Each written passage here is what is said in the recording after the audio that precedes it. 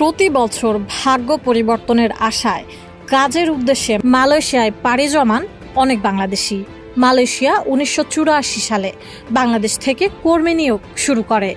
2015 সালে labour source দেশের মর্যাদা পায়। ততদিনে বাংলাদেশের কর্মীর সংখ্যা বেড়ে যায়, পাশাপাশি অন্যান্য ক্ষেত্রেও বাংলাদেশির সংখ্যা বেড়ে যায়। বর্তমানে সব মিলিয়ে 15 লাখের মতো বাংলাদেশি মালয়েশিয়াতে রয়েছে। এদের মধ্যে উল্লেখযোগ্য সংখ্যক জন শ্রমিক বা কর্মী রয়েছে। তবে বাংলাদেশ থেকে মালয়েশিয়ায় যাওয়া প্রায় 96% বাংলাদেশি শ্রমিক নানাভাবে উচ্চ ঋণ ও শোষণে জর্জরিত। মালয়েশিয়ায় শোষণের শিকার অভিবাসী শ্রমিকদের ওপর আলোকপাত করছে 4টি সংস্থা।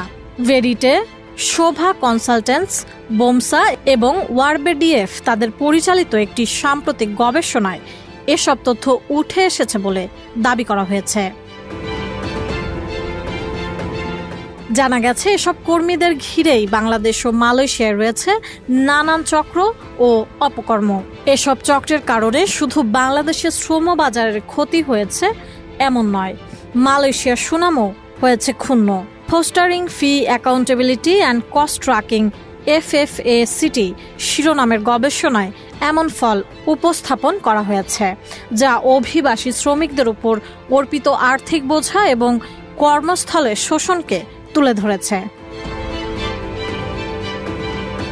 2021 সালে 25 সিন্ডিকেটের মাধ্যমে পুনরায় মালয়েশিয়ায় কর্মী নিয়োগ শুরু হয়। সিন্ডিকেটের মাধ্যমে চড়া অভিবাসন ব্যয়ে মালয়েশিয়ায় গিয়ে উচ্চ ঋণের বেড়াজালে পড়ে হাবুডুবু খাচ্ছে প্রবাসী বাংলাদেশি কর্মীরা। 1 বছরের কাজের মজুরির সমপরিমাণ প্রায় 5 লাখ টাকা ঋণ করে সিন্ডিকেটকে দিয়ে দেশটিতে গিয়ে কর্মীরা চরম হতাশা এবং নানা শোষণের শিকার হচ্ছেন বলে জানা গেছে। সমীক্ষা অনুসারে মালয়েশিয়াগামী অভিবাসী শ্রমিকদের 96% নিয়োগের ফি পরিশোধ করার জন্য কমপক্ষে একটি ঋণ নিয়েছে, যা পাসপোর্ট, ভিসা, মেডিকেল চেকআপ এবং মালয়েশিয়ায় গমনের খরচের অন্তর্ভুক্ত রয়েছে। এদিকে 82% কর্মীকে 2 বা ততোধিক ঋণ করতে হয়েছে। 73% কর্মীকে মাসিক বেতনের 50 থেকে 100%ই সেই ঋণ পরিশোধের জন্য ব্যয় করতে হয় বলেও জানা গেছে সেই গবেষণায়। সানবিট সব দিবে সামাল। সানবিট ম্যাজিক প্রেস ডিশওয়াশিং এর মাথা ঘোরানো সলিউশন। এছাড়া মজুরি প্রতারণা ছিল গবেষণায় চিহ্নিত আরেকটি প্রচলিত সমস্যা। 43% শ্রমিক প্রতিশ্রুত বেতনের চেয়ে কম বেতন পেয়েছেন বলে জানা গেছে। জরিপকৃতদের মধ্যে 63% কর্মী ঋণ পরিশোধের জন্য বেশ উদ্বেগজনক অবস্থায় থাকে বলেও জানিয়েছেন তারা।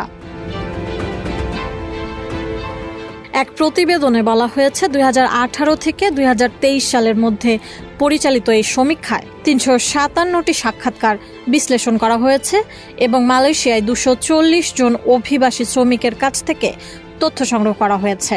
গবেষণায় বলা হয়েছে বাংলাদেশি অভিবাসী শ্রমিকদের গড়ে প্রায় 5,44,000 টাকা দিতে হয়েছে, যা একজন কর্মীর বৈদেশিক কর্মসংস্থানের 1 বছরের মজুরির সমান।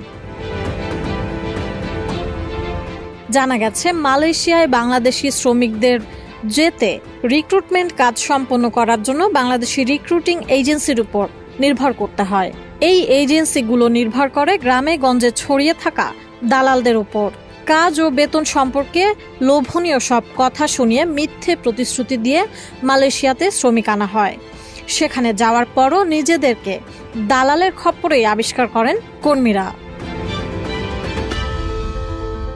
বাংলাদেশ ও মালয়েশিয়ায় সরকারিভাবে লাইসেন্সপ্রাপ্ত রিক্রুটিং এজেন্সি থাকলেও এদের ও নিয়োগকর্তার মাঝখানে অবৈধ কিছু ব্যক্তি থাকার ফলে ক্ষতিগ্রস্ত হয় মালয়েশিয়ায় গমনেচ্ছু ব্যক্তিরা। মালয়েশিয়ায় যে ধরনের প্রতারণার শিকার হন বাংলাদেশিরা তার মধ্যে অন্যতম কর্মীদের আটকে রাখা, পাসপোর্ট আটকে রাখা, অবৈধ প্রমাণ করে পুলিশে ধরিয়ে দেওয়া, আবার ছাড়িয়ে আনা, কোম্পানি থেকে ফুসলিয়ে লোভ দেখিয়ে পালিয়ে নেওয়া এবং অবৈধ করে বৈধতার নামে অর্থ নেওয়া, পাসপোর্ট করিয়ে দেওয়ার নামে অর্থ নেওয়ার ঘটনাও ঘটে সেখানে। এসব ঘটনা অব্যাহত থাকায় BOMS এর সাধারণ সম্পাদক শেখ রুমানা তৃতীয় পক্ষ বা মধ্যস্বত্বভোগী লেনদেন এবং অতিরিক্ত অর্থ প্রদানের সঙ্গে যুক্ত ঝুঁকি সম্পর্কে কর্মীদের সচেতন করার জন্য দেশব্যাপী সচেতনতামূলক প্রচারণার গুরুত্বের উপর জোর দিয়েছেন।